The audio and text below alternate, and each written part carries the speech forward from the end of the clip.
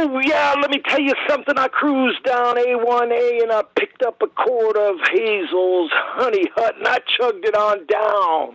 And it's the Killer BB, Brian Blair, talking to you right now because as I chugged that honey down, I felt a tingle through my body that you wouldn't believe, and then all of a sudden, my toes started tapping, my wings started flapping, and my jaws started jacking, and I was ready for some back cracking, but then all of a sudden I was awakened by just another wrestling podcast. And I thought, who's interrupting me? I've been from Maine to Spain, deep down in the Ukraine, from ocean to ocean, and from coast to coast. And so many people tell me that they dig the Killer Bees the most. But then I saw just another wrestling podcast. And I thought, what is going to be in my way today? But instead, the sun shone. I saw lights. I saw beautiful things, and all of a sudden I heard the most magnificent stories in the entire world from another wrestling podcast. Oh yeah, listen to it or you're gonna get stung. It's time for another wrestling podcast. The measuring stick just changed around here, buddy. You're looking at the best there is, the best there was, and the best there ever will be. They got the answers. I change the question. The cream of the crop. Nobody does it better. These are the best in the world, brother. These are the best at what they do. When we talk about the legends of the sport, there's only two in my book. Another wrestling podcast.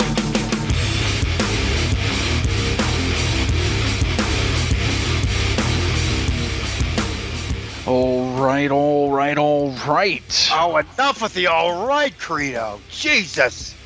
It's my thing. I've been doing it for 135 episodes. This is 136 now. I'm Credo. And I'm Kuter. Angry Kuter at that. And together we are the Social Assassins. And of course, we are just calling it like we see it, baby. That's right. Each and every week you can join us right here, wherever you're listening to us on another wrestling podcast, whether it be iTunes or Stitcher or Player FM or TuneIn. We're all over the place. So wherever you're listening, thanks for listening. We have another great guest joining us this week. We have on one half of the Killer Bees, Brian Blair is going to be joining us. Yeah, man, I love Brian Blair. We had the opportunity to meet him years ago when he was roasting the Sheik.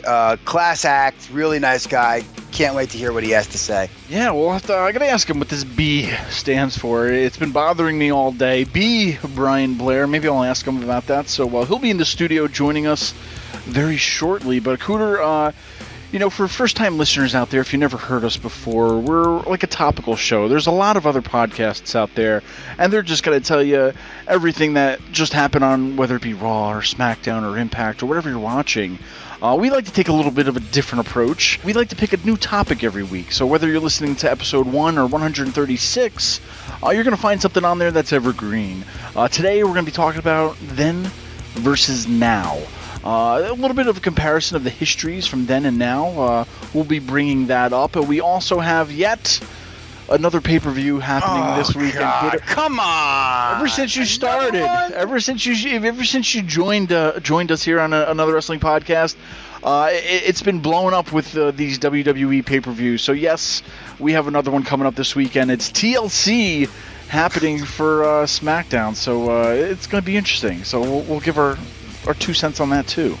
This is crazy. This was supposed to be fun, this podcast. You're really putting my ass to work, Credo. Hey, man, I didn't do the brand separation. We got to talk about it. It's the cream of the crop, WWE. We got to talk about what's happening. So thank you, WWE, for making us talk about a pay-per-view every other week now. It's great, but at the same time, it's a little... It's getting a little out of hand, I guess. But either way, we're here. We're going to be talking a lot today. But each and every week, man, there's a lot of stuff happening in the world of wrestling. There's just too many hours of wrestling. But let's just get right into it. The week that was in wrestling. We had a lot going on. I think the biggest thing we have to start with, Sasha defeated Charlotte in her hometown of Charlotte, North Carolina, making Sasha now a 3-time women's champion. What do you think about this one? Why does everybody seem to lose in their hometown? First, Sasha lost in Boston. Charlotte lost in Charlotte. I think even T.J. Perkins lost in Los Angeles, for Christ's sake. I know. It's like, come on. It's their hometown. Give them a little bit something. But I can ask you this. Okay, Sasha beat her. Charlotte hasn't been beaten on a pay-per-view, so she has a little pay-per-view streak going. But now it seems that Sasha has a little bit of a Raw streak going with this belt. But, Kuter, man, this is, okay, they are both each now 3-time women's champions within a 7-month span of this belt being debuted. Yeah, not even a fucking year old yet, dude. 3 times each. God, it's ridiculous. Is that a little bit overkill? Like, I get it. It's like, okay, but come on. Like, really? Do we have to bounce the titles back and forth that much? I mean, it's a great rivalry, but you know what else drives me nuts about this thing? Why does Charlotte cry every time she loses that belt? I'm like, would you just stand up on your own 2 feet, nod your head, yeah, I lost, I'll be back type of thing. We don't need to see you, letting the floodgates overflow over here. This is fucking ridiculous with the tears. A little too much emotion. Save that for WrestleMania. But man, 3 times each. Is Sasha going to be the women's champion into 2017, or are we going to see another flip flop at the next pay-per-view for them? Who the hell knows? I mean, this is over it. I'm over it. Just move on to somebody else now. That's the thing. I mean, we've been saying it for months.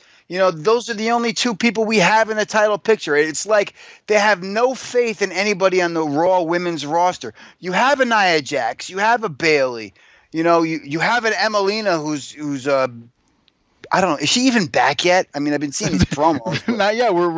They've been teasing it for like months now, and it's like, we're still waiting to see this bitch in her bikini. I mean, come on, throw somebody else into the mix, build a contender underneath this great feud that it's been. But you know what? I'm getting a little bit tired.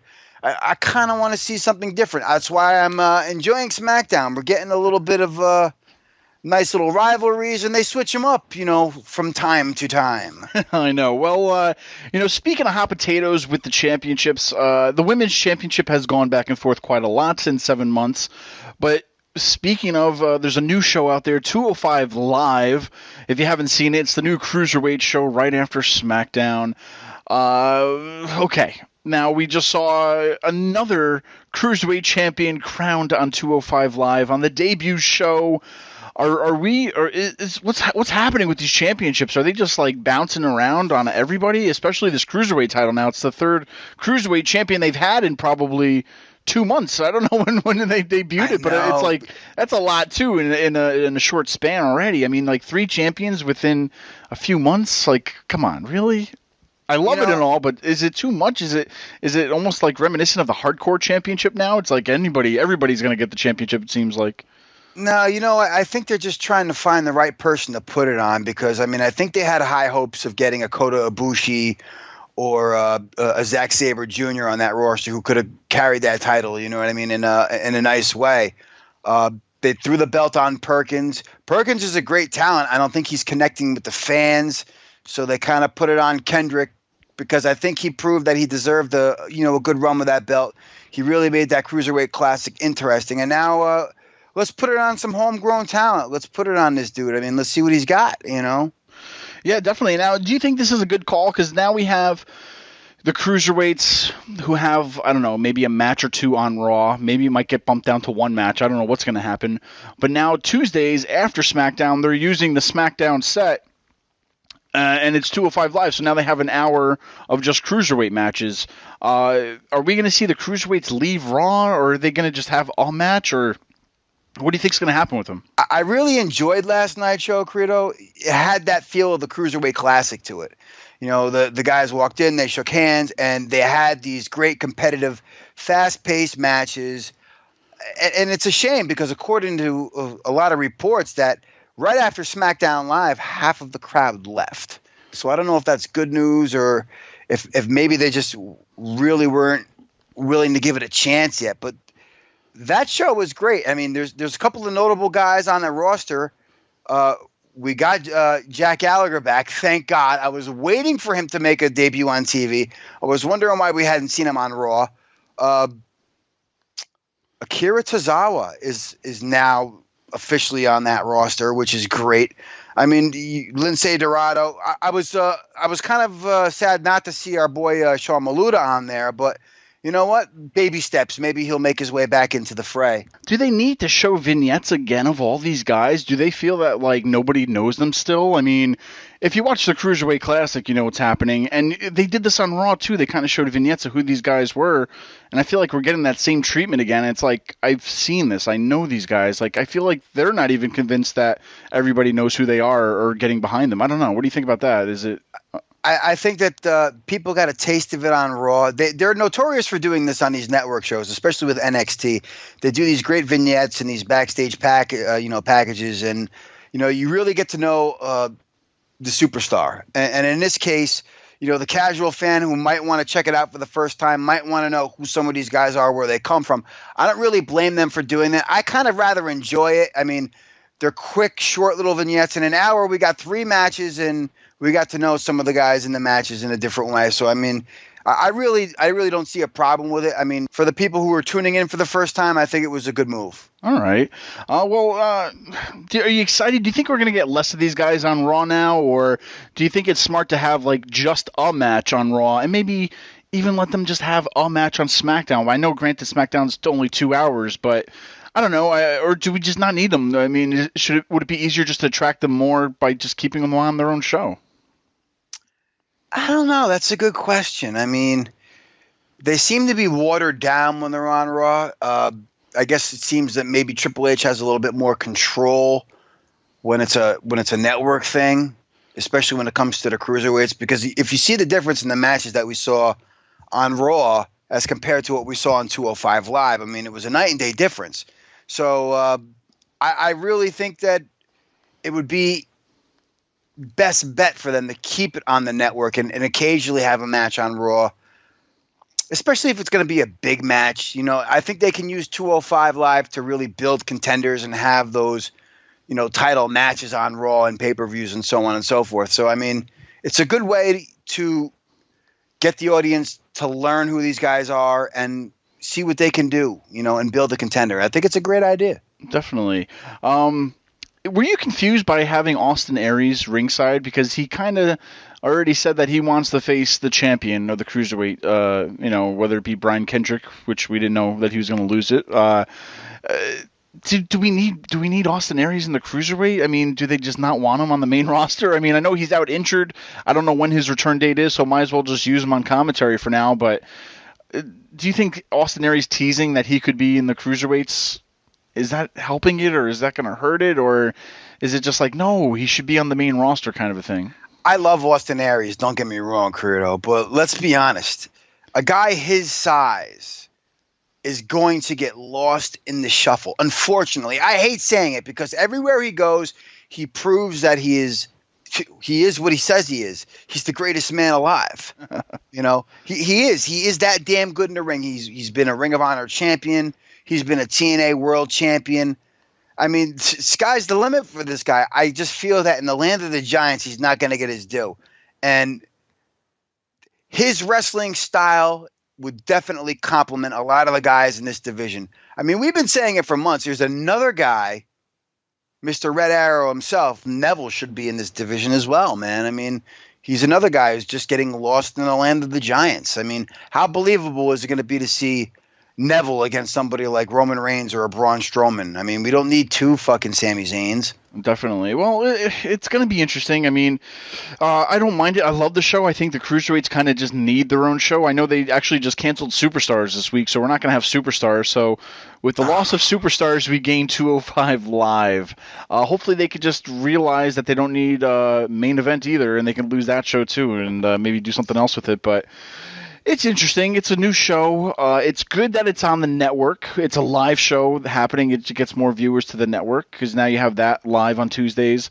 Granted, you'll have an NXT on Wednesdays, but it won't be live all the time. So I love it for the live aspect, to where they're actually using SmackDown Live, using that third hour, if you will, as an exclusive hour on the network. So I like it for that aspect, that they're actually keeping it going with that. It gets the people to tune into the network and hopefully invest a little bit more of their time. So yeah, I just hope the fans get behind it, because these guys are spectacular. I mean, I don't know how much you saw, but that Jack Gallagher is so much fun to watch.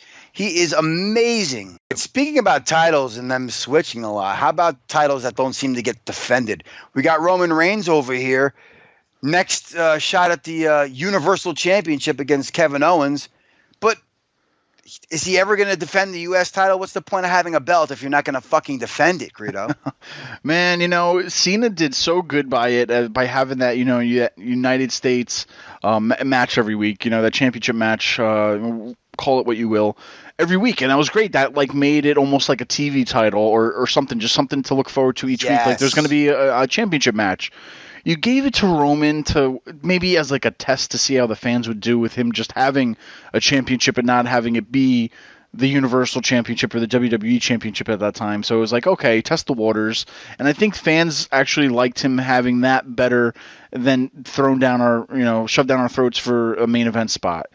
And he had it, but it's, it's what are you doing with it? You're just carrying it around don't work your way back into the main event. We don't need you there right now. Just, work a program, defend that championship, make it your own, make use of it. It's the United States Championship.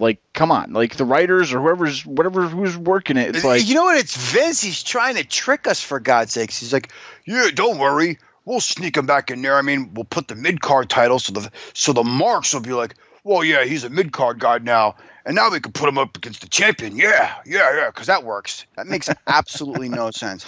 And I'll give you an example. There's a lot of people out there who hate on The Miz as the Intercontinental Champion. Oh, again, The Miz. But you know what? He defends it on a regular basis. Whether he cheats to win or however, by hook or crook or whatever, he still defends that title, on a regular basis. Definitely. And that's the thing. It's another punch in the dick. That's the thing, is that what are you doing with it? Do something with it. You don't need him in the main event. Just give him a program with somebody. Defend the United States Championship. Let him worry about that. And let Kevin Owens worry about the Universal Championship and so on. So, man, they just can't seem to leave him out of that, or just do something with him. And if you're not going to do anything with it, then have somebody beat him and take the championship off him, or do something with it, please. I'll tell you what, and if they do anything with it, do not do the same thing Seth Rollins did, where he was the United States champion and the WWE champion.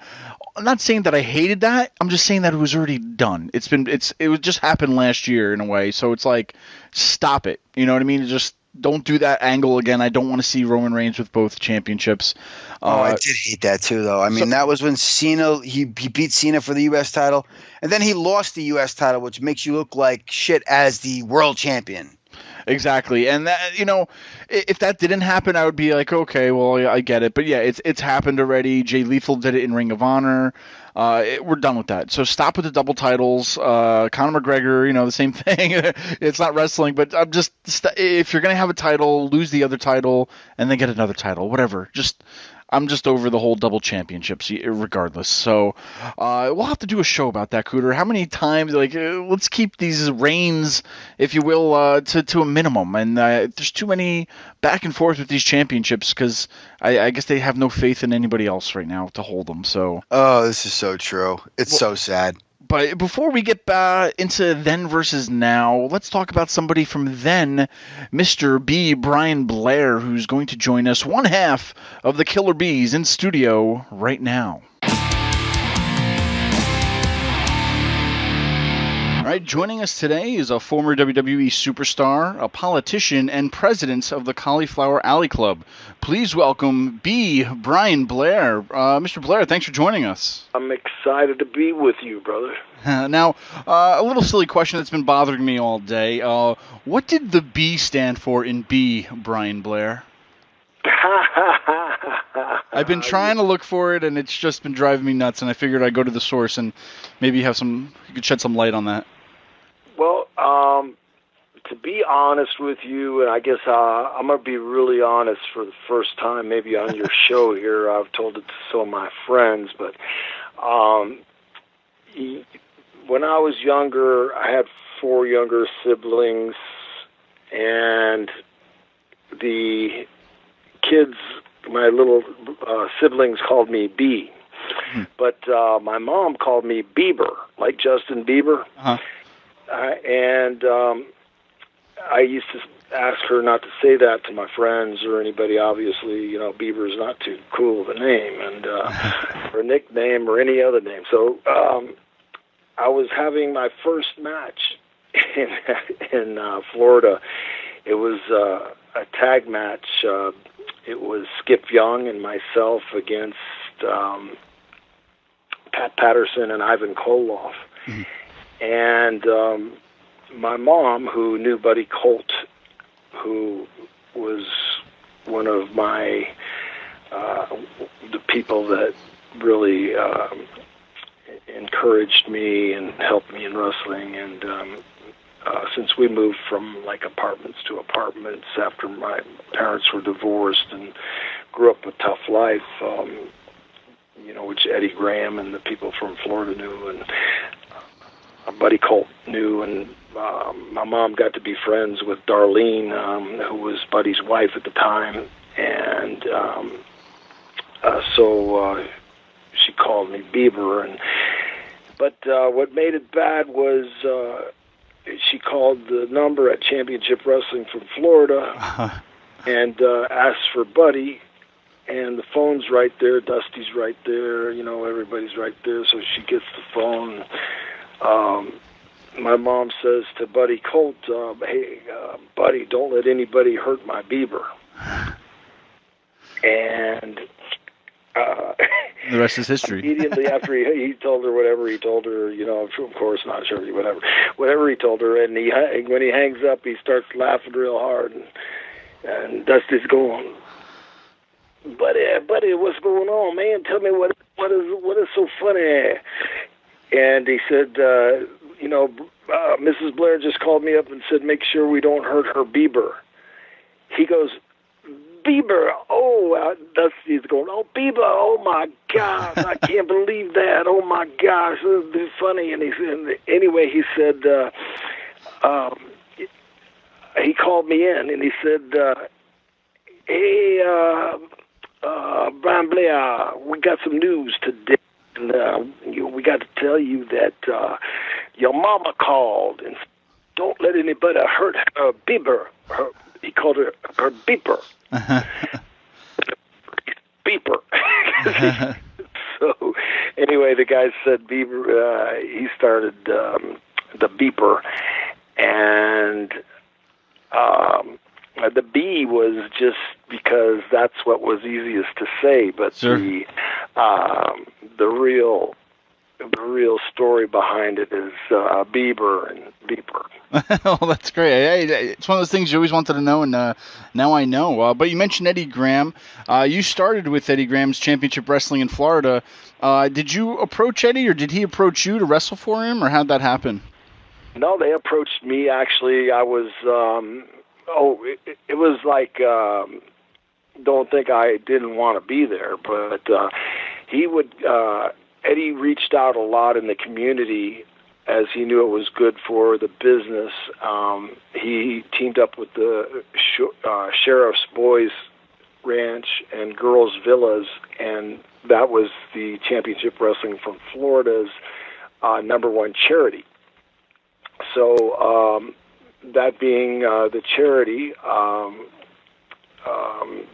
they got some publicity, and Andy Hardy and guys like that from the newscasters, the sportscasters, gave Championship Wrestling a lot of time, and they would come to our matches, our high school matches, and there were stories written about me and stuff, and tough kid, tough times, I think was one of the titles. But anyway, they kind of reached out and said, hey, when you're ready to wrestle, give us give us a call and we'll see what you're made out of. I Nice, said, okay, I appreciate that, Mr. Graham. You know, he always had guys with him, whether it was Bob Backlund or his son Michael Graham or Steve Kern or, you know, different guys with him that had amateur backgrounds.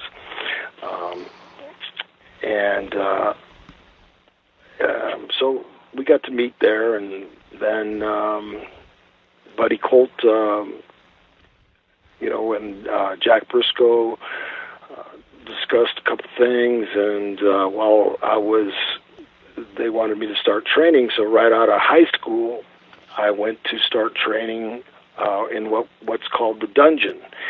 Was called the Dungeon at 106 North Albany Street, just off of Kennedy, where we filmed television for Championship Wrestling from Florida for many, many years, and had been prior to me for many, many years. And that's where people were trained, if you were able to be trained. I mean, the predecessors that were trained before me were Steve Kern and Mike Graham, obviously, and Dick Slater. Maybe a couple other people during the 3 years the 3 summers of the 3 years between college and high school that I trained there.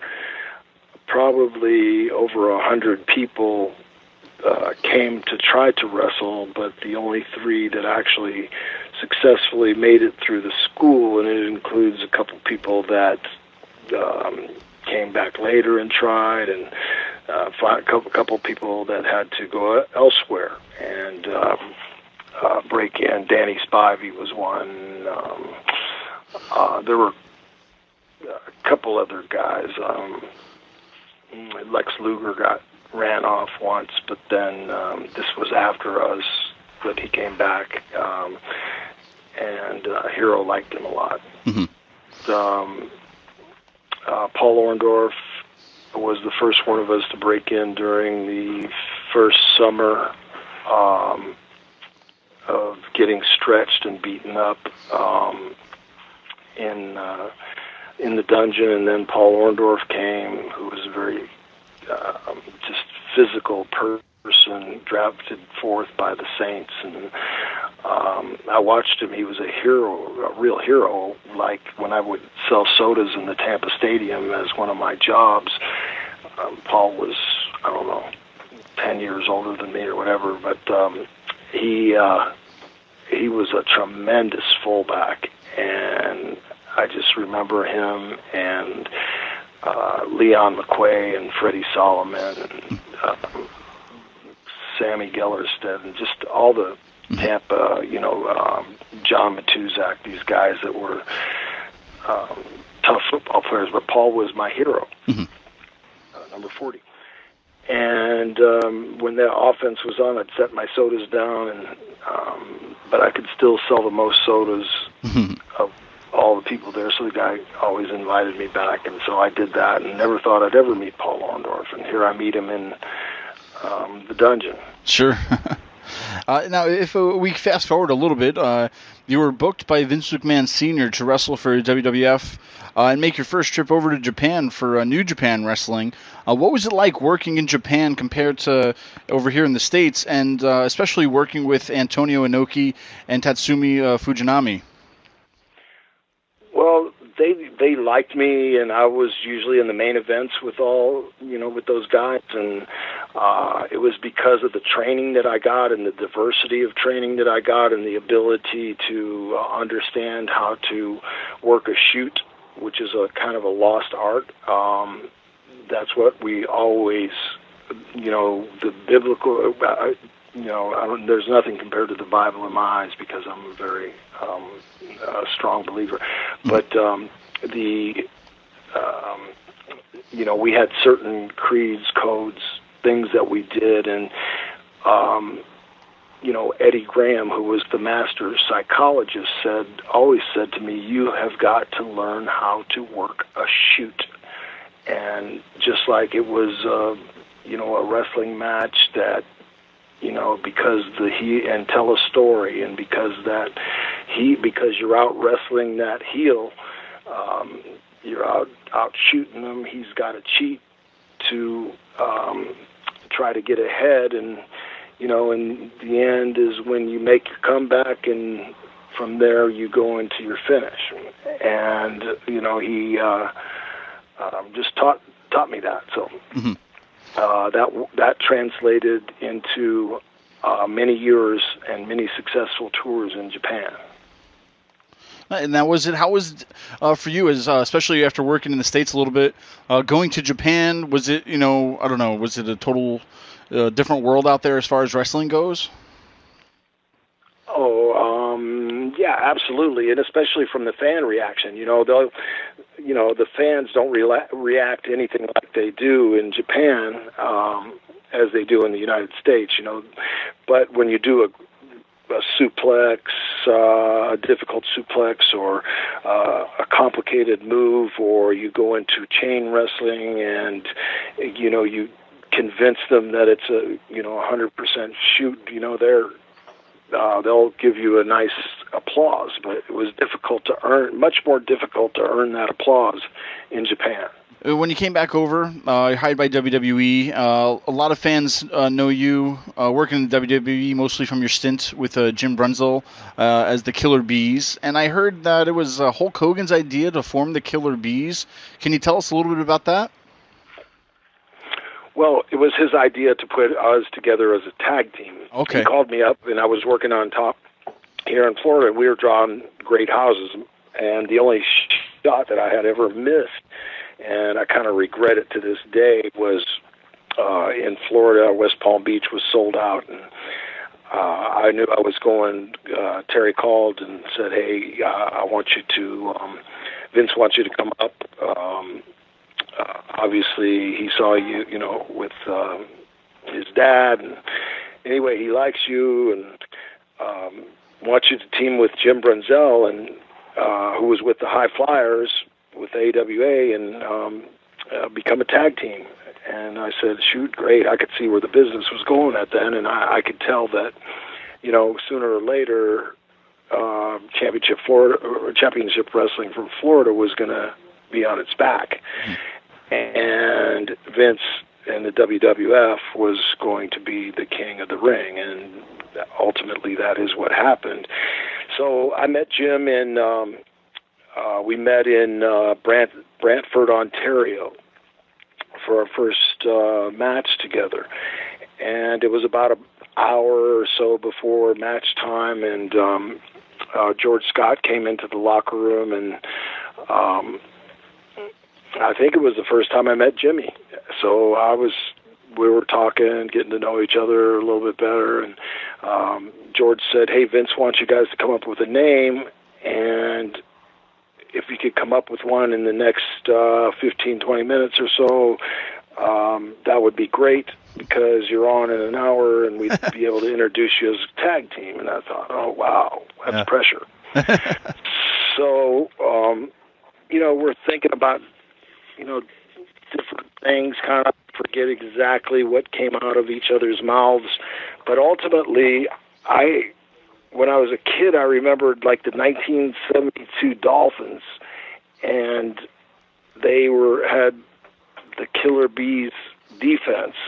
Wow. And I thought that was really cool, because I was a Dolphins fan. Sure. We didn't have a pro team in Tampa then. And I said, and the reason the defense, Bonacani and the guys got their bee name, the Killer Bees, is because half the defense had a last name that began with a B. So I said, Jimmy, how about the Killer Bees?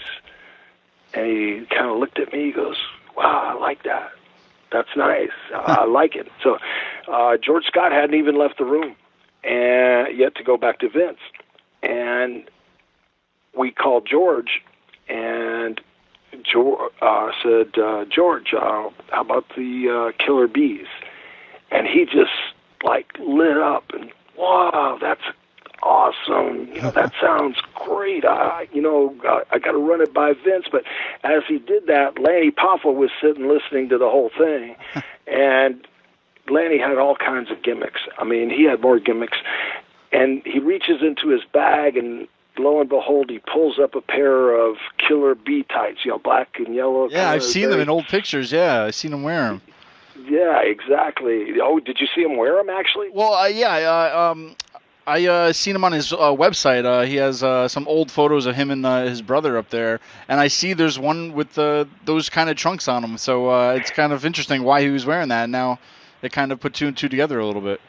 Yeah, exactly. Well, he was the reason. He wasn't the reason we were the Killer Bees, but he gave us certainly the trunk design idea, and he was a Killer Bee before we were, I guess, and. Hopefully he'll be at our Legends Lunch this Friday that we have every 3 months in Tampa. That's another story. But George Scott went and told Vince. Vince loved it, and hence the Killer Bees were formed in Brantford, Ontario. Oh, that's great. Now, I've also read, too, you said you were more proud of your singles career than you were being a Killer Bee. Why was that? Because I had some... I don't get recognized enough for the single matches that I had. I've wrestled Ric Flair several times for the world title, and Ron Starr had some tremendous matches with him, and Nelson Royal, and Kamala, the first time that Jimmy Harris was introduced really in a big stage was when him and I were the main event in Springfield, Missouri. And then we also wrestled in Joplin. But Jimmy Harris was his name. And fortunately, I can tell you this, he's been assisted tremendously by the wonderful organization that I run, the Cauliflower Alley Club, and we've given away, over $40,000 this year to different wrestlers in need. But at that time, Jimmy was, he was raring to go, and he listened to me. I learned how to lead a match, and he told me what he was good at and what he liked to do, and the big guy, here he is, this giant African-American, big son of a gun, mean-looking snarl on his face before he was Kamala.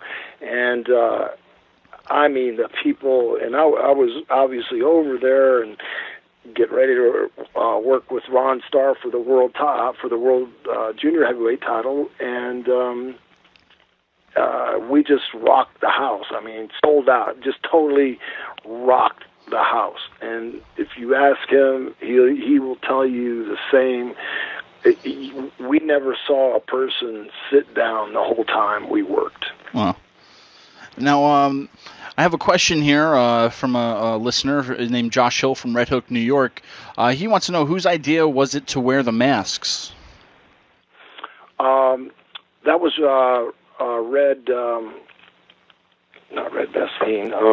Billy Red Lyons.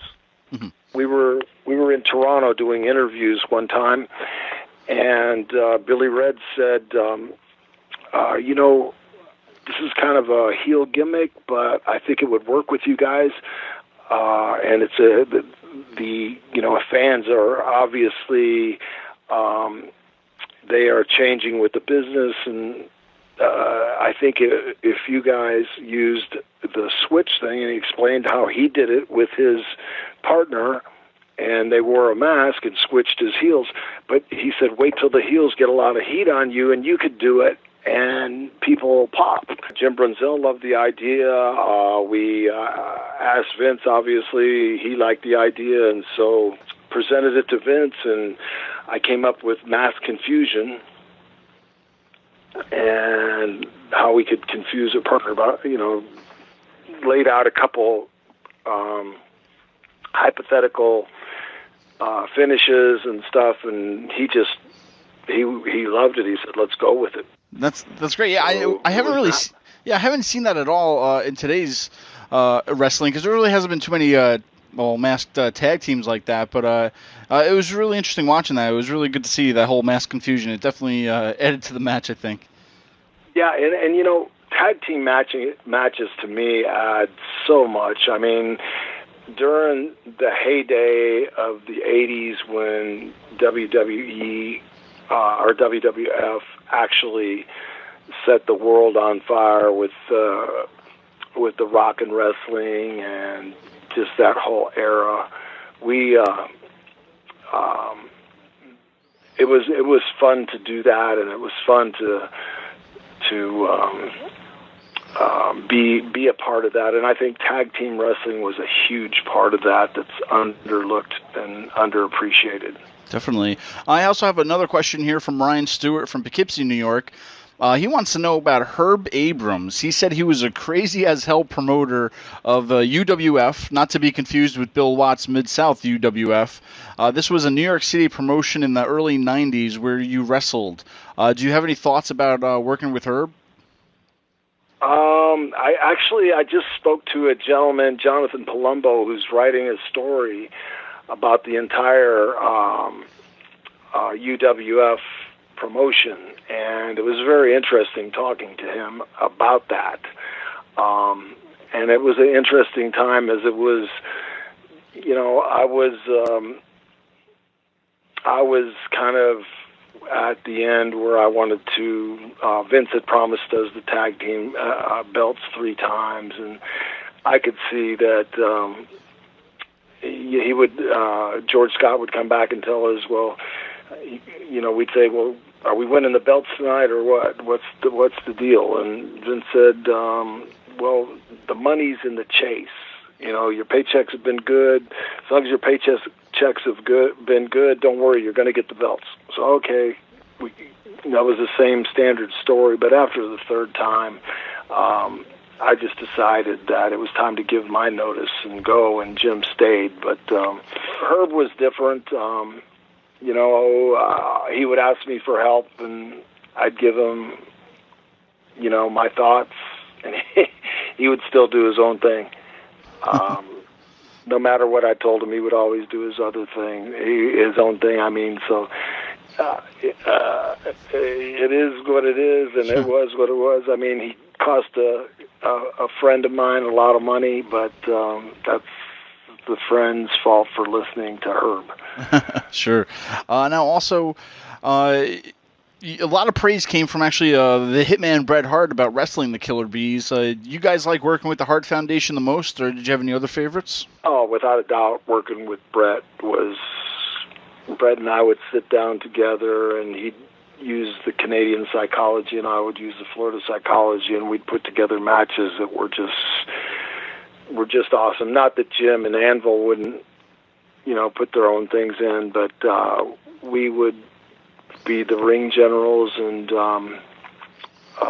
we had matches that some of the best tag team matches that for that day that, you know, that I can remember. So they were great times and great people to work with. Now with the favorites come the least favorites, and I know it's no secret that you and the Iron Sheik aren't best of friends, but there was an incident that happened a few years ago, which I was actually at, and also the co-host was at. It was a ring roast for the Iron Sheik, and I believe you were one of the roasters for the Iron Sheik. Can you take us back to that moment, because you were talking, and then, you know, the Iron Sheik slapped you. Why do you think he acted like that? Was he just being a jerk? Or, I mean, I was just kind of curious about that moment because we were there live for it. Wow, were you really? Yeah, we were right in the front. We had the VIP seats and all that stuff. So you saw the Scott Hall thing? Oh, yep, we were there for that too. Wow. Well, first off, I don't know why Sheik just did that. It was his night.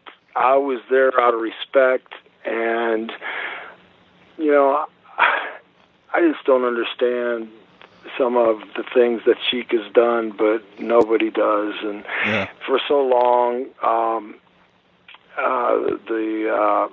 Howard Stern would try to get me to come on to the radio with the Sheik, and I just really kept bowing out, and they would chase me to be on the show, and I just never did the show, and I have no regrets for not doing it, because there's no telling what would have come of that, since Howard was such a Chic fan. Yeah. And in my mind, Chic had done, I mean, God bless his daughter who OD'd, and his wife who went through so much stuff with Cosroe, and the ribs I think of back with Cosroe and the things. I don't want. I know why he's maybe off the wall a little bit, but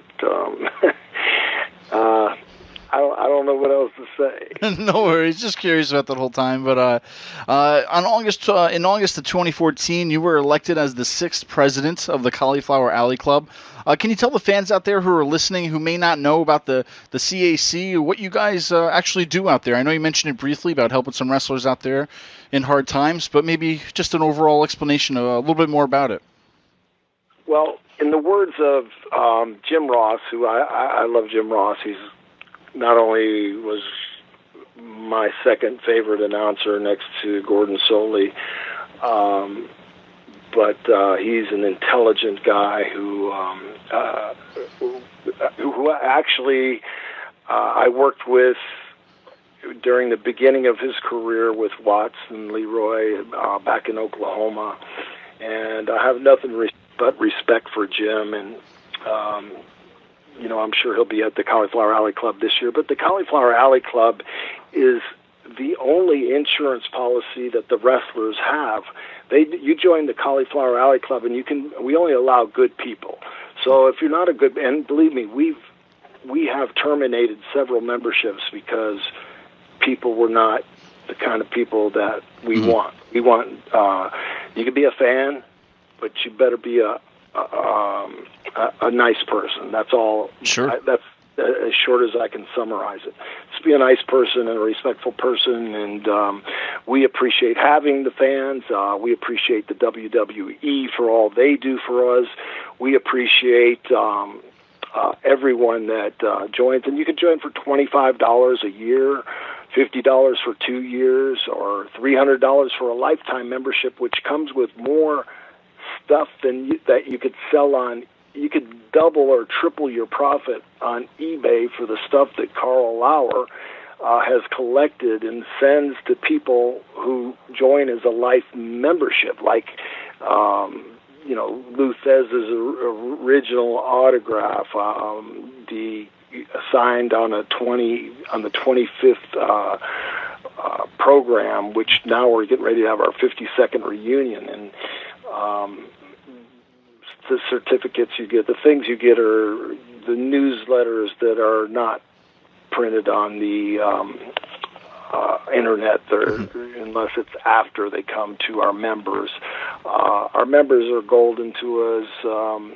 I would say that 35% of our members are wrestlers, and 65% are fans. And when we converge on Vegas for our reunions, it's just off the top.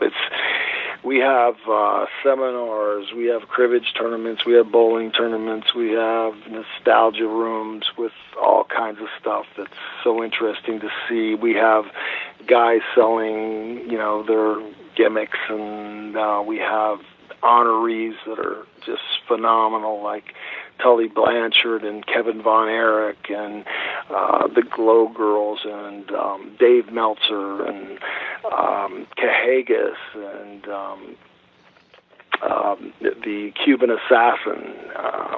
The several people are, and we'll have a few more too that'll be there, and it's one of the most humbling experiences for those that are being honored.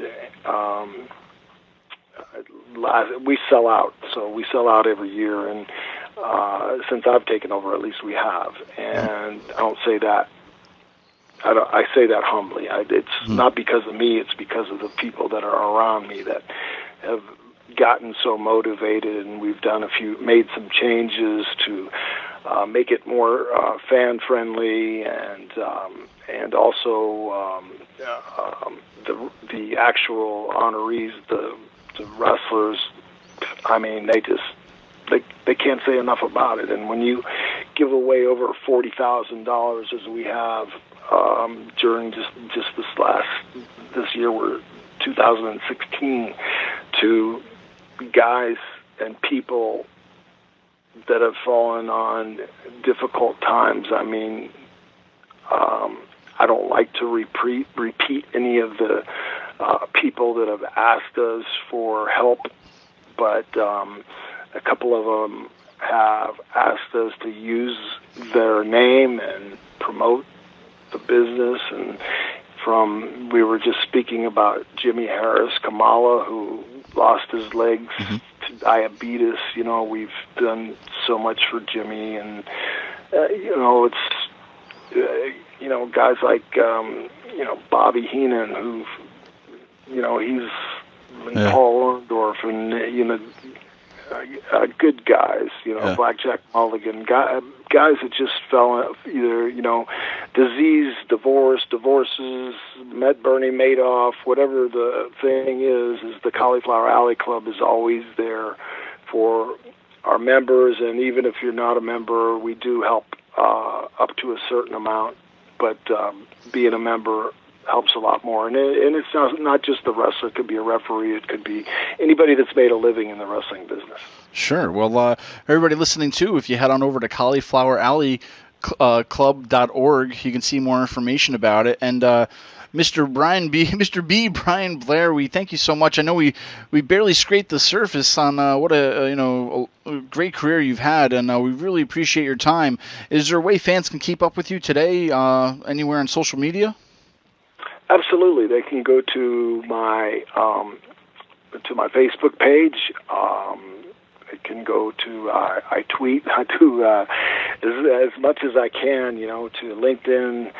I enjoy social media. I enjoy interacting with the fans. That's why we'll have Legends Lunch, which is a whole other story this Friday, and honor Steve Kern and even a guy, Rusty Brooks, who did many favors for many people in championship wrestling from Florida. But the cast there, from Rocky Johnson to Gerald Briscoe, Buddy Colt, Ron Bass, Cuban Assassin, Cahagas, it just goes on down. I mean, it's a great, great time. Bill White's coming from Carolinas. I mean, Dottie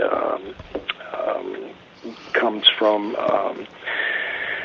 Tallahassee, Dottie Curtis, and we just have a great time, and it's a great gathering. It's another thing that I do for in honor of Hiro Matsuda and Gordon Soley and Jack Briscoe, who we all tried to give their life's laughter while they knew they were dying. And that's what I'm about, is making people in our business and the fans as happy as possible, and as grateful for being a wrestling fan as possible, and to always give them their money's worth. Great. Well, I really appreciate your time tonight. We thank you so much for joining us. Man, you're the best. I appreciate it so much, too. This is your Olympic hero, Kurt Angle, and you're listening to another wrestling podcast in association with Celeb VM. Order a personal video message from me and many other wrestlers and celebrities now. Oh, it's true. It's damn true.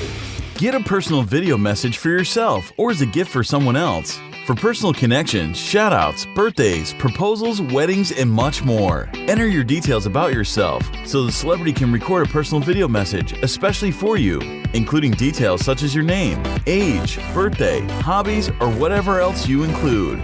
As soon as the video has been recorded, you'll get an email with your link so you can share it on social media or download and keep it. Celebrities record videos as and when they can, usually within 2 weeks. But if you want a video for a specific date and it does not look like it will arrive in time, you can cancel it and get an instant refund at the click of a button. There are hundreds of celebrities to choose from and many more joining every day. Search by category or genre. buy a gift voucher, get updates and offers, and encourage your favorite celebrities to join so they can connect with fans in a fun and unique way. Raise money for their charities and much more. So order your video now for yourself or for someone else.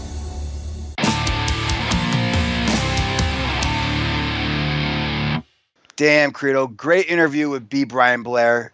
Thanks for coming by, Brian, and hope to have you on again soon. But let's get into that evergreen topic of the week, Credo. You ready for this one? I'm ready. Let's do a little bit of then versus now. So I want to give you an example. I'm going to throw out a name. All right. The big guy, the top of the food chain. Then. Let's go Bruno Sammartino. And let's see, who can you compare him to now and maybe anybody else in between? That top guy. That top guy, I would say now would have to be a John Cena. I mean, granted, for the past 10 years, Cena has been in that top contendership, if you will, to where I'm not saying John Cena is better than Bruno Sammartino, but I would say in this kind of era, he kind of has his foot on the way out, if you will. There's a lot of new guys moving in, but for the past 10 years, man, I think John Cena was that Bruno Sammartino, if you will. That's an interesting thing. Let me ask you this. I mean, Bruno had that first title. When was that? Like 8.5 years, something like that? Mm-hmm. I mean, Cena's been, kicking ass now for what, maybe 10 plus years. Can you say that he is as popular and as dominant? Now, granted, he didn't have the length of a title reign, but, in this day and age, the way the title works is very different. Is he as strong with the fans as Bruno was back then? Because Bruno was big in his day. I think Cena has more of like a kid connection. Granted, I think kids back then always looked up to Bruno Sammartino, but I think it was a different world back then. I think he definitely has a lot more fans with kids. Just in this generation, I don't know. Everybody, because you have like the older adults like us, the older marks or whatever, that kind of boo Cena when they see him, and you never really got that with Sammartino. I mean, people just loved seeing him, and the fans weren't all full of themselves to where they just want to boo because they want to boo. So I think he's definitely holding his own, Cena, with the fans as far as females, males, kids go. Granted, you have those males that boo him, but secretly they still enjoy seeing Cena on TV. So. All right, I'll give you another example. How about, let's throw it to the women since you brought it up. Back in the day, Fabulous Moolah was probably the longest reigning champion in WWE ever. I mean, her women's title reign was legendary. Who do you compare her to? Who's that top girl now? Maybe throw somebody else in between if you want. Yeah, years ago, I think a lot of people would probably even compare Trish Stratus because they had the women's title and Divas title. It wasn't really fully a women's championship. It was, but then they got rid of it for the Divas, so it kind of went away and it kind of like lost that history. But I think now, full 100%, I think you could say Charlotte Flair is their woman. I know between Bayley and Sasha Banks, even Becky Lynch, the four horsewomen, they love them all, but I think Charlotte is their queen, if you will, of this generation. And I think with 3 title reigns as the women's champion in 7 months, she has a long ways to go, and I think we're gonna definitely stack up on those wins for championship reigns. But I think you could definitely count Charlotte as the now of the generation. Yeah, I mean, she's got a good crop of girls to work with. I mean, you bring up the 4 horsemen. I mean, Bayley, Becky Lynch, Sasha Banks. I mean, these are all great talents. But Charlotte, I hate saying it because a lot of people just don't like her. But she's on another level. I mean, she's just an incredible athlete from head to toe. And, I mean, we'd have to shave that goddamn mole off of her face. Maybe I'd, throw her a nice one, I guess. But I'm just saying, man, she is that damn awesome. There's just no comparison. I mean, there's a lot of up-and-comers. I mean, I'm a big fan of Alexa Bliss. I like Carmella. Unfortunately, she's in a shitty program with John Cena's boyfriend, and they got her in that shitty-ass storyline. But there's just a lot of talent, a lot of up-and-coming talent, and even some girls, in NXT who I think are going to be some stars someday, man. Let me tell you. Yeah, they started that whole Divas revolution last year or so, and it was like, oh great, they're finally going to give the women, something. We didn't know what it was going to be. It was going to be something, and it kind of faded out. And then they realized that something was they need to make it women's again. They need to make it a women's championship, and that was another little spark in the whole, the revolution, if you will. So they definitely have come, a long ways since the Divas, and they're definitely doing right by the women's division. And I can't wait to see what else is going to happen with them. I mean, 2016 was a big year for them. I'm kind of excited to see what 2017 will bring. Yeah, I feel bad for girls like for Natty, and even somebody like AJ Lee. I mean, as great as she was, don't get me wrong. I mean, I love AJ Lee, but I mean, she was just 2 to 3 years too early. Can you imagine her getting thrown into the mix right now? Where do you think somebody like her or Beth Phoenix, who was fantastic, even though unfortunately it was in the middle of that, Divas era. But I mean, she was another great talent. I would have loved to have seen, have a decent run against some decent wrestlers. It's a shame because Natalya can still really go. No, she's awesome. They don't let her because in today's standard, she's the old Betty. She's she's the mom. You know what I mean? She's the vet. You know what I mean? She's been there for a while. I don't know I forget how many years exactly, but even though I think she's perfectly fine, I could still go.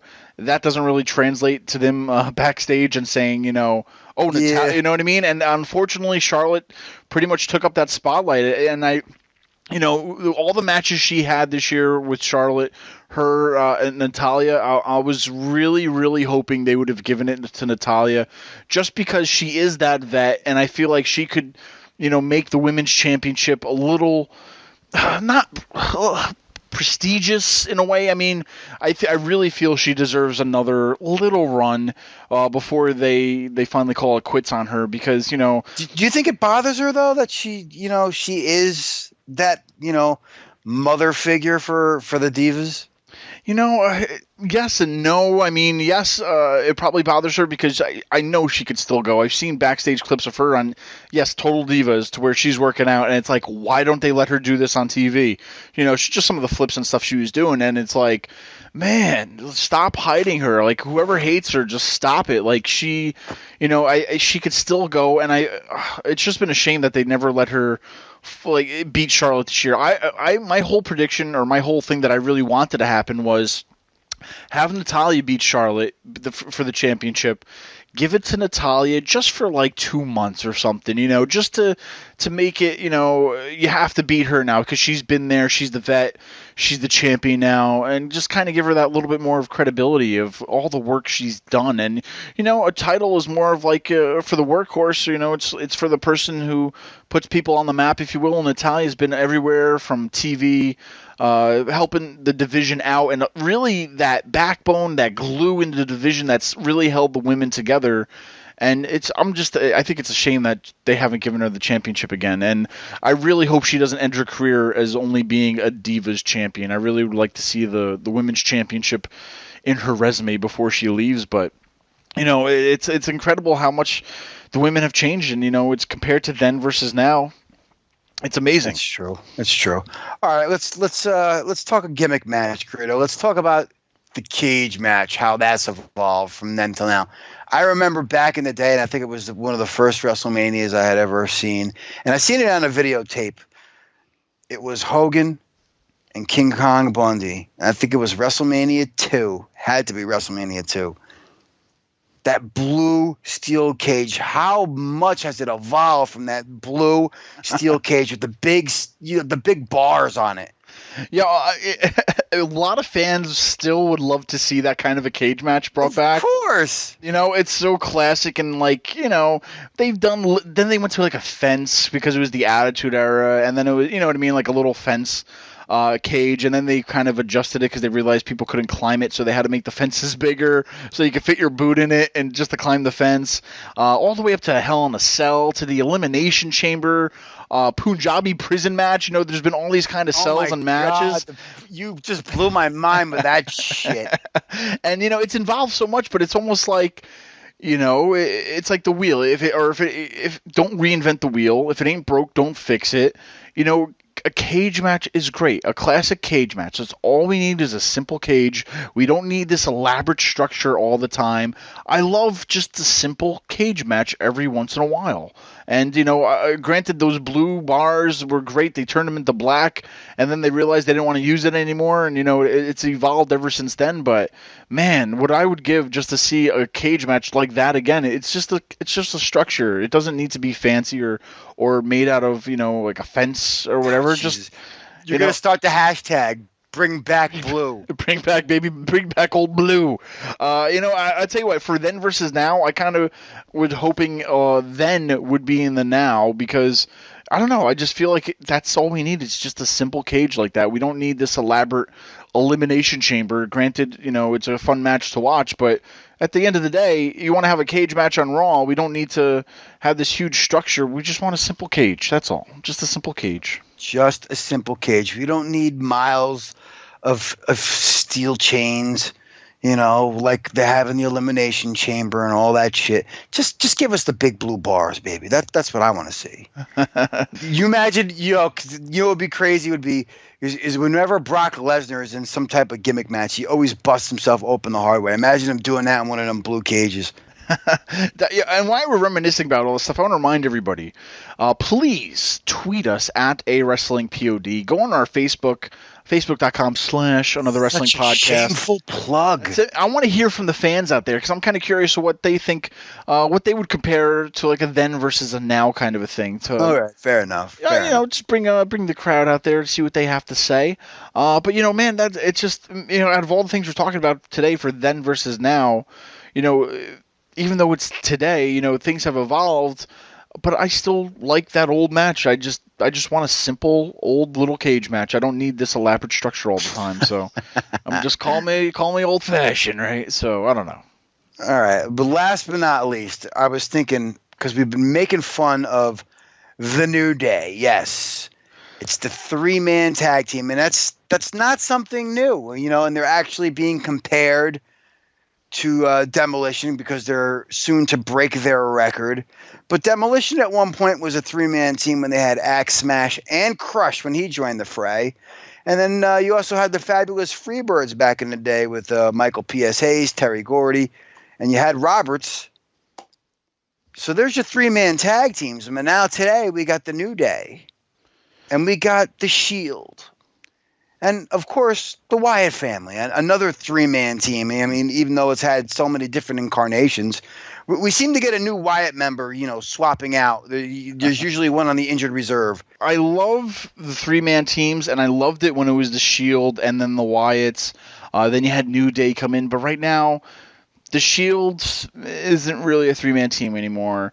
The Wyatts haven't really been a strong 3-man team. We'll talk about what's happening with Orton coming up, but they haven't really been a dominant 3-man team like the New Day have, and I feel like they're just stuck a little bit in limbo of what they were doing. And I think if the New Day was present with the 3-man Shield and the 3-man Wyatts and maybe a couple other groups, it would have been great to have like these guys going against each other, but there's no really 3-man teams anymore. Even the 3-man band, man, you have that, and it was as gimmicky as it was. You still had it was a 3-man team to use, and I feel like all the 3-man teams are out the window, and you have the New Day walking around as the 3-man team, and it's like, all right, well, we're kind of we finished those 3-man teams like last year, and you guys are still going with this, and it's time for a change. I mean, granted, they're definitely not the Freebirds. Times have changed, and I think I don't know. I think it's time to get rid of the 3-man team unless you plan on bringing back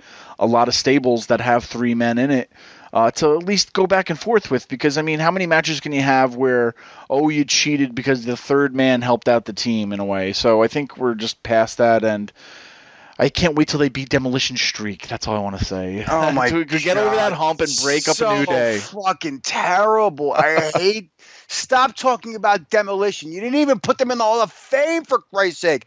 But their streak is so impressive. Ugh. I know. So it's just like, come on already. Just get past this little hump of this streak so they can beat it, and then we can move on from all this stuff. So that's what I'm just ready for it to get up and move on with. So I mean, then versus now, I think the 3-man teams back then had a lot more. We're stronger, I think, a little bit. Now, granted, the New Day have definitely turned a lot of heads and definitely have reinvented themselves, but still, it's not needed anymore. Yeah, I mean, I think of it this way. The Wyatts, they had that really shitty time there. I mean, we tried to make them a 4-man team when we had, the upside down Sheamus and Harper and Bray. And then we brought in big old Braun Strowman, from the Adam Rose Club there. What the hell was that? Yep. But, now they're looking pretty strong, man. I mean, you got to remember, Randy and Bray were the sole survivors for Team Blue, and, now they just won a title shot. I mean, it was a great match against Team American Alpha.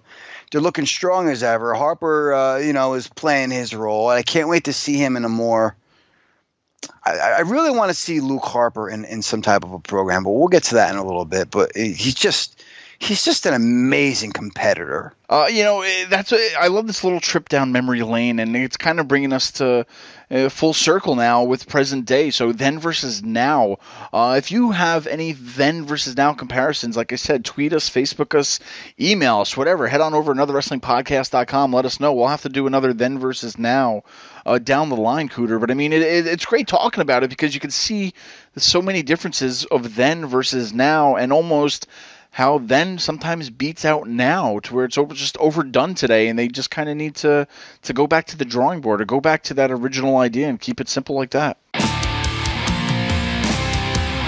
All right, Cooter, this brings us to yet another pay-per-view for the WWE. Since this brand split, we've been on pay-per-view overload, and don't get me wrong, I don't mind the extra pay-per-views, but now we just have to talk about it even more every month. So it's great. Here we go, Cooter. TLC is happening this weekend. Tables, ladders, and chairs for Smackdown. Smackdown branded pay-per-view now. So, Cooter, let's start from the bottom and work our way to the top. Give out some predictions, analysis, our thoughts, whatever comes to your mind. We got Beauty and the Man Beast versus the Wyatt family, Bray Wyatt and Randy Orton.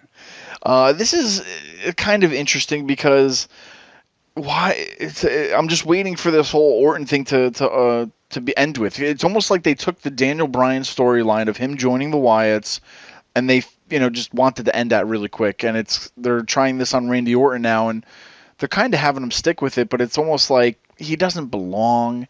It's like, come on, just turn on him. We know what you're gonna do at the end, and I think I'm just waiting for that turn to happen to really just get it past this, because we know it's coming, right? I'm sure it is. Unfortunately, I'm disagreeing with you because I really like this. I really like Randy Orton with Bray Wyatt. I mean, it's an incredible little team. There's that little bit of tension with Luke Harper. I like it, and I think they should keep this unit. I hate saying that because, I mean... Well, here's this, because I think what happened and why it's really bothering me is that they beat out American Alpha for this spot. And I mean, out of one chance you had to just, make a new tag team, give them credibility. You could have had American Alpha. They've been kind of getting the shaft over the weeks because it's like, well, they're not going to put them in the main event. The Usos attacked them. They're not going to put them in the main event.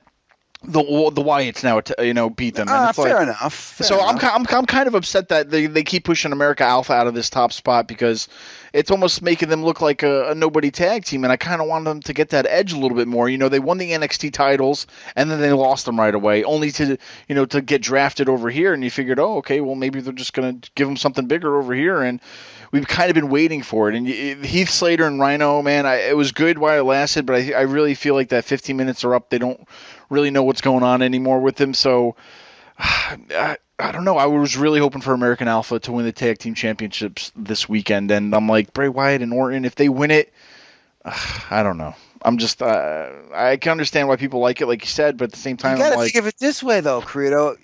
They won that little tournament last week. This week they got put in the main event against two huge stars. I mean, there is no losing in that. They're on TV every week.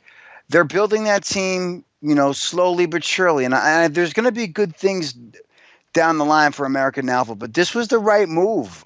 Bray Wyatt and Randy Orton are hot right now. All right. Well, do you think they're going to be the new tag team champions, or what's going to happen?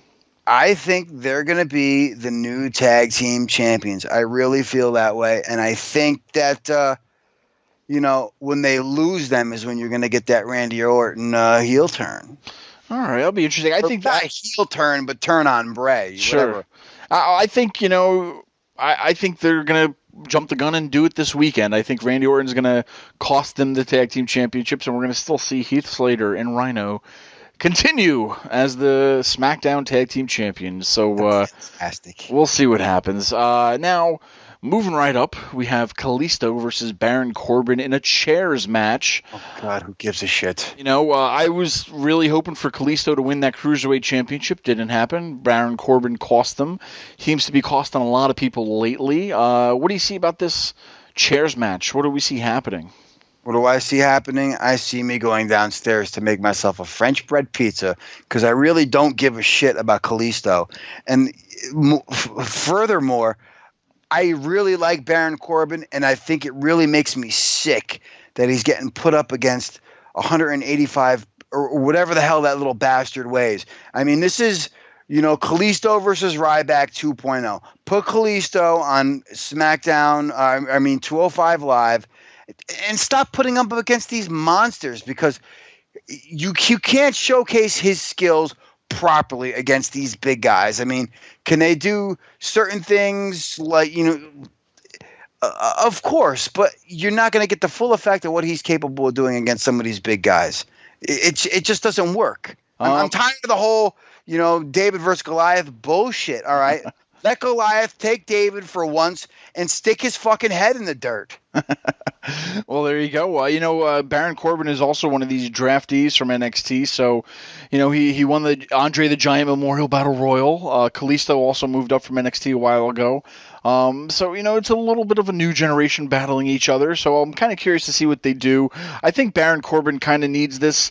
Granted, Kalisto just came back from an injury, but Baron Corbin's been running on fumes a little bit lately. He needs something to happen with him, and I think he just needs this win a lot more than Kalisto does. So I think I'm going to pull for Baron Corbin this weekend. Yeah, I am too, but I just want to see better things for him in the future. I really think, the guy had great programming with Samoa Joe and NXT. He showed that he can handle, big time, big name guys. It's a shame they didn't keep him down there a little bit longer and have him take the belt off of a Finn Balor or something along those lines, because I think he could have benefited from being the top guy in NXT, even though he was kind of sort of a mid-card guy, and now he's kind of like lower card. It just sucks. Yeah, definitely. Well, I hope something happens with these guys. Definitely need a little bit more spice in their booking. So we'll see what happens, but it's a chairs match, so someone's going to get hurt, pretty much. Moving right along, Nikki Bella versus Carmella, no DQ match. We've seen for months now Carmella attack Nikki Bella, which I have had no problem with. No, me neither. So another one from NXT, another graduate recently from the call-ups, Carmella, going against the longest reigning Divas champion, Nikki Bella. Like anybody gives a shit. Exactly. So no DQ match, Kuter. This falls into the category of Baron Corbin, that she needs the win over Nikki Bella. I think Carmella really needs to prove that she's the new generation. And sorry, Nikki, your time is come and gone, I think, pretty much as far as what you're doing. So I could see Nikki getting the win, but at the same time, I just really would love to see Carmella keep going with what she's doing. Yeah, they got a great crop of girls down on the SmackDown roster. Naomi deserves a shot. Alexa Bliss is getting her shot. Let's build some new people. I love the fact that Carmella is in this program, even though the storyline now is just getting bad. I'd like to apologize to John Cena for what I'm going to do to your girlfriend. Like, really, bitch? Listen, don't talk like that. Just go in there and whoop her ass for me. We don't need you, giving soliloquies to fucking John Cena. And just enough, please. That's right. So just a regular women's match. I mean, we'll see what happens. A no DQ match, so anything can happen. We shall. Next on that card, Credo. I know. Next, keep on going. Miz versus Dolph Ziggler, part 55. Exactly, a ladder match for the Intercontinental Championship. Once again, the championship that has flip-flopped more than any other championship this year, the Intercontinental Championship. Do we see Dolph Ziggler winning the championship again versus The Miz? And if he does, is that just too many title changes in months now for every championship? But I really want Dolph to have it, but at the same time, I don't want him to have it because I don't want to see this go back and forth again and again and again. Because you know The Miz is going to have his rematch clause. And that's the thing they really need to stop. Like, if you win the championship, that's it. No rematch. You have to work your way back up. Because I'm sick of, okay, Dolph wins it, or he wins it, then The Miz gets a rematch. And then it's like, okay, well, if Miz wins it now, then Dolph gets a rematch. And it's just rematch and rematch and rematch. And stop with the rematch clause. It's kind of overdone right now. So yeah, that's the one thing I do love about UFC. Is where, you know, if you lose a fight and you lose it convincingly, they're not giving you an automatic rematch. You gotta fight 2 or 3 guys before you get a second shot, and in some cases more. You know, if you lose bad enough. So enough with the rematch clauses. I really want to see Miz win this one because, you know, I don't want to see a belt on Dolph Ziggler. I really don't. I love Dolph Ziggler. I love Dolph Ziggler the way I love Shawn Michaels, and Shawn was a guy, he didn't need a belt. He could have the best match of the night every night and not need to have the belt on his shoulder. Dolph's a guy who doesn't need a belt. He's on TV every week. He puts on probably the top 2 matches every goddamn SmackDown. He just doesn't need it. Somebody like The Miz, he needs the belt so he can get his heat. And as great as he is, that belt makes him even greater. Dolph, you know, with a title, it just doesn't mean anything to me. Not because he doesn't deserve it, because he does, but because it doesn't do anything for his character. Yep. Man, it's just I feel so bad for Dolph at the same time because I was really hoping he would have won the WWE Championship with the whole brand split. It's like finally he could get that chance to, you know, to be a champion with now there's 2 titles and you kind of, you know, it's easier to get that championship now. And man, once again, it's like they just don't want him in that picture, and it's sad, man, because his time is come and gone almost too, and it was that little bit of glimmer of hope that we thought he would have gotten it, but he's pushed forever mid-card right now, so poor Dolph Ziggler. So we'll see what happens. I know. Between and these we really thought he was going to get that title, too, against Dean Ambrose, but, you know, it's been a tough year for you Dolph Ziggler fans, but just enjoy his work, man. That's what he wants anyway. That's right.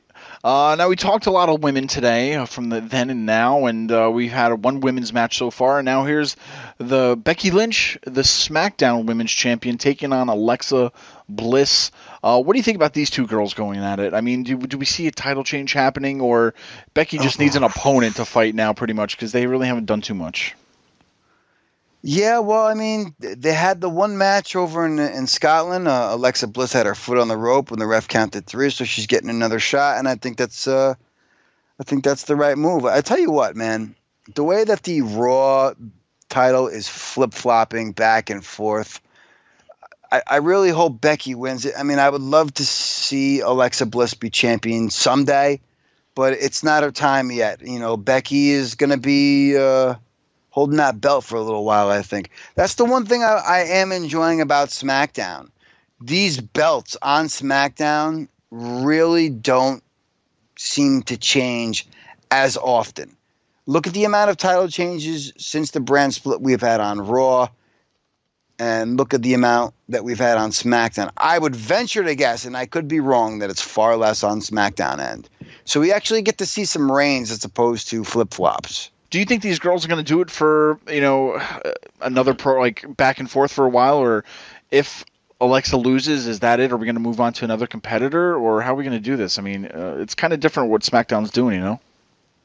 Yeah, I don't know. I mean, I like the fact that, you know, we have other people in the mix. I mean, it seems like to me that the winner of that Carmella and Nikki Bella match is going to get a shot at Becky.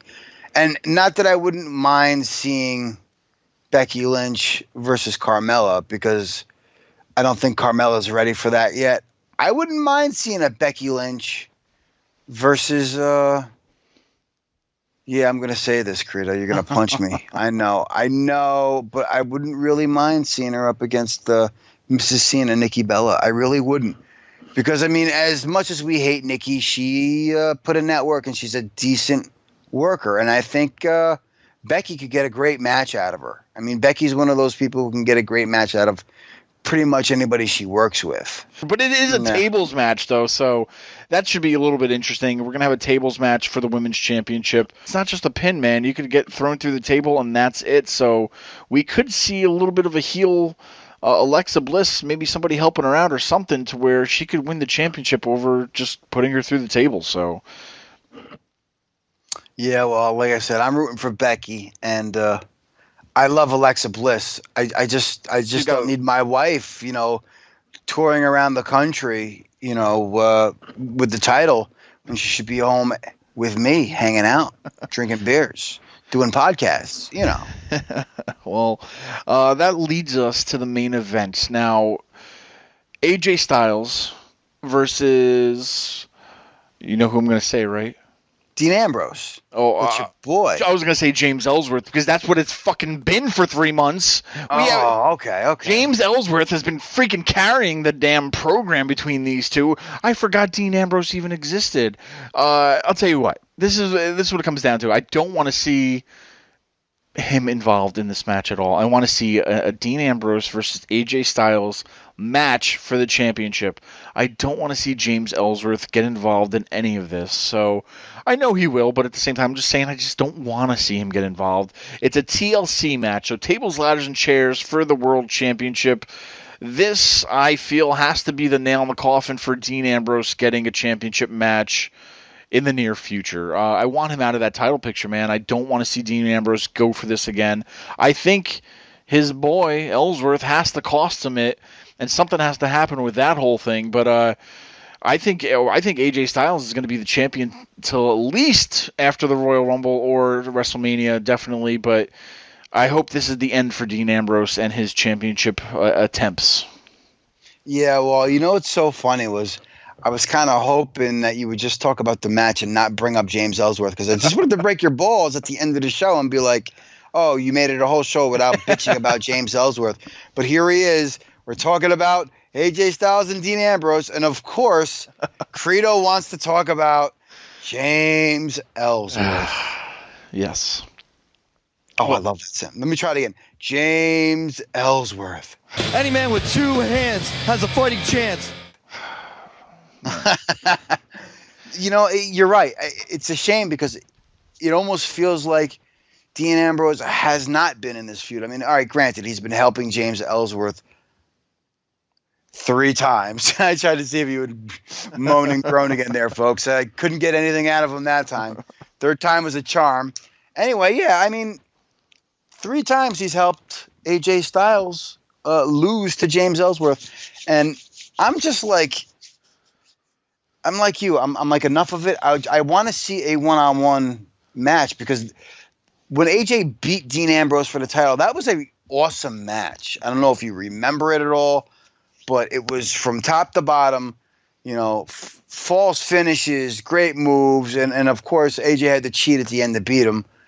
But still, it doesn't make a difference. It was still a great match, and they've built this match poorly because we've had to have a enhancement talent carry Dean Ambrose. That's sad.